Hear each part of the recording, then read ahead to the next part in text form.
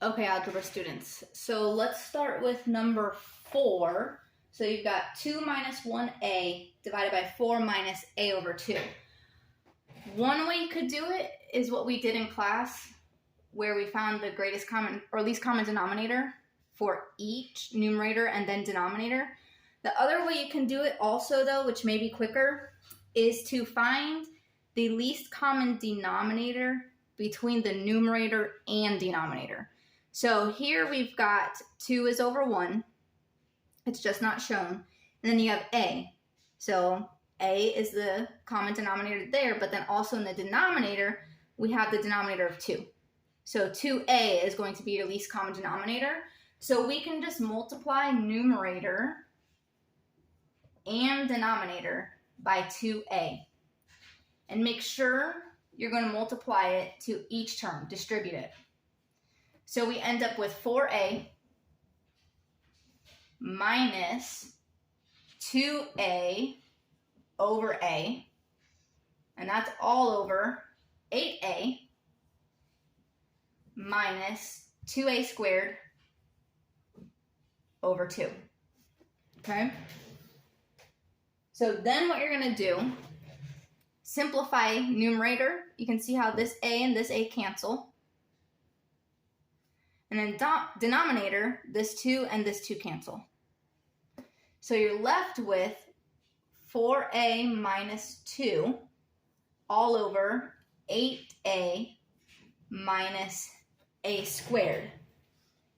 You can find the greatest common factor and see if anything will cancel out, but in this instance, it won't, because we have a 2 as the greatest common factor in the numerator, so 2 times a minus 1 all over the denominator has a as the greatest common factor, so if you extract that, you're left with 8 minus a, and you can see there's no common factors.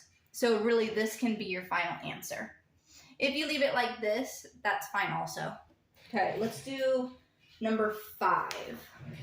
Okay. I should have brought a better eraser.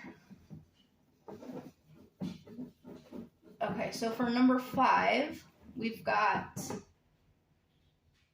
3 over a equals 19 over 3a minus 5 over 3. Okay, so here we have an equation.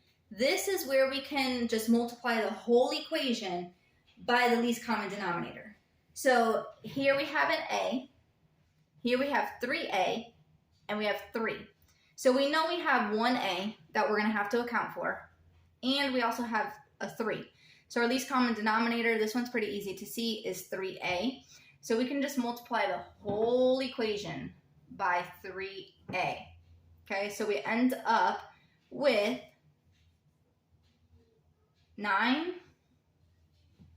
equals 19 minus 5a. So continue solving, we get, subtract 19 from both sides, we get negative 10 equals negative 5a. Divide both sides by negative 5. So we get a equals 2. And that's your final answer. And then for number 6, okay, we have an equation also. So we're doing the same process. It's just the least common denominator. I don't think this one is actually too difficult because you don't have to factor at all to then find the least common denominator. Okay, so we've got 4 over c minus 2 equals c minus 4 over 2. Okay, a couple different ways you can do this. I have one term on both sides of this equation. So you can either cross multiply, or you can do like we did in the last example, find the least common denominator and multiply the whole equation by it. So whichever one you're more comfortable with, you can do. I usually like to cross multiply, but let's do the least common denominator, see if that's easier. So right here we can see it's 2 times c minus 2. Okay, so let's multiply this whole equation by that. 2 times c minus 2, I have to write kind of small. Okay, so for this one we get the c minus 2 cancels, so we're left with 2 times 4 is 8, equals, we see the 2's cancel here, so we end up with c minus 2 times c minus 4. And really, if you would have cross multiplied, you see you actually get the same exact thing.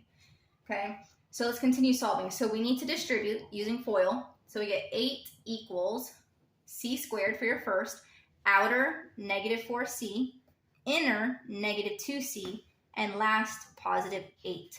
We need everything on one side. Remember, zero factor property. So let's simplify first. There's nothing to simplify on the left. On the right side, we have these two like terms. So we get 8 equals c squared, negative 4c minus 2c is negative 6c plus 8. Okay, now zero factor property. So subtract 8 from both sides, and we end up with 0 equals c squared minus 6c. Okay, so now what we need to do, we need to factor this side because we can only use the zero factor property with factors. We can't use it with terms.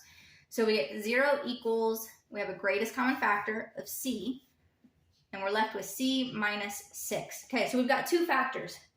So remember, what do we do when we have two factors set equal to 0? How do we solve for them? We need to set them each equal to 0. So our first one, we get c equals 0. Our second one, c minus 6 equals 0. Add 6 to both sides. So we also get c equals 6. So the final answer is 0 and 6.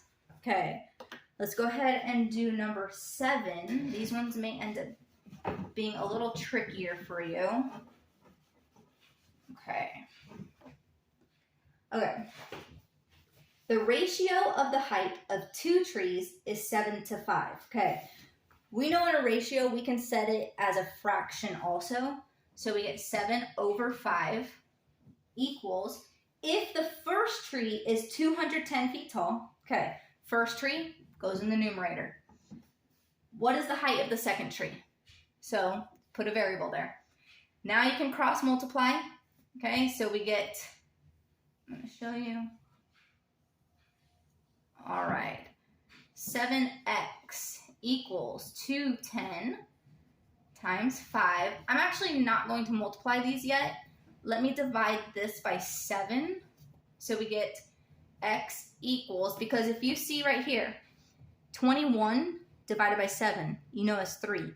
So 210 divided by 7 is going to be 30. So these can actually reduce. So you're left with 30 times 5, which is much easier than 210 times 5 divided by 7. So 30 times 5, 150, and don't forget your units because we're talking about a height, and the units it uses is feet, which makes sense because we're talking about trees. Okay, so that's the final answer, 150 feet. Okay, last equation, last word problem. Okay, it says Jordan can build a birdhouse, and no, birdhouse is not the final answer, which one do you put? He can build it in 2 hours. If it takes her sister 3 hours to build a birdhouse, okay. I know now we're talking about time and rate. So it says Jordan can build a birdhouse in 2 hours. So we're talking about he's doing a job in a certain amount of time. That should ring a bell that you're working with rate, okay? So, and remember what we're going to do, we're going to set our rate 1 over whatever it says our rate is. So Jordan can build a birdhouse in 2 hours, so that's 1 job per 2 hours, okay? So that is, actually, let me scoot that over so I can say Jordan's rate. Okay, rate of Jordan.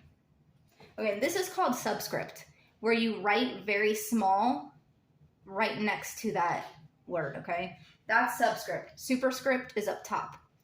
Okay, so the rate of Jordan is 1 over 2. So we know we're going to have a time for Jordan. I'm just going to put J, actually.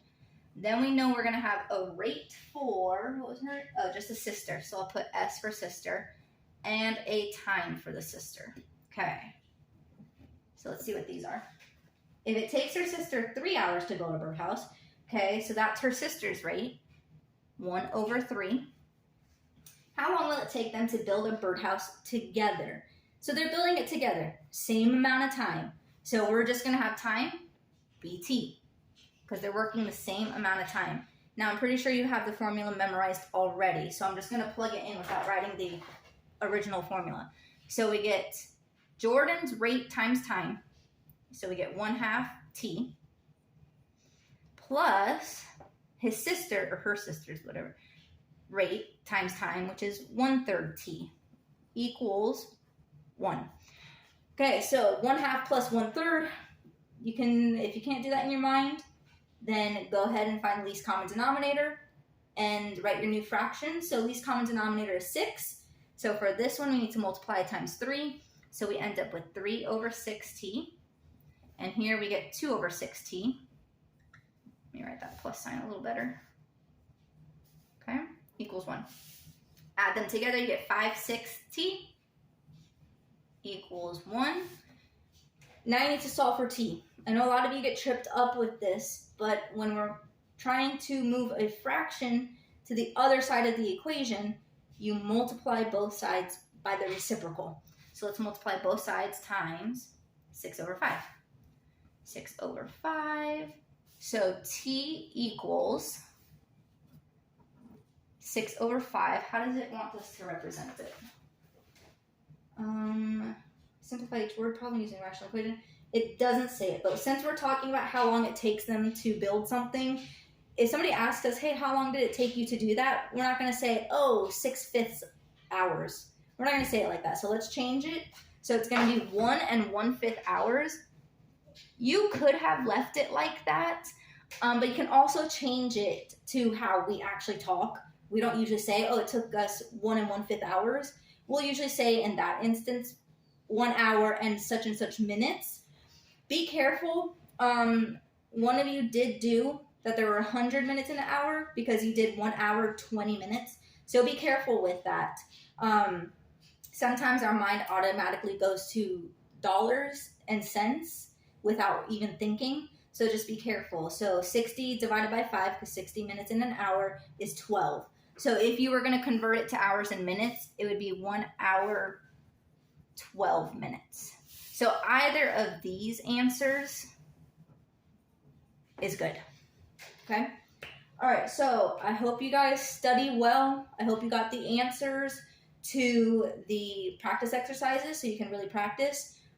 If you really need help, I know we're getting to the end of the year, reach out to me. If I can help, I will. So I hope this helps, and I'll see you guys Monday.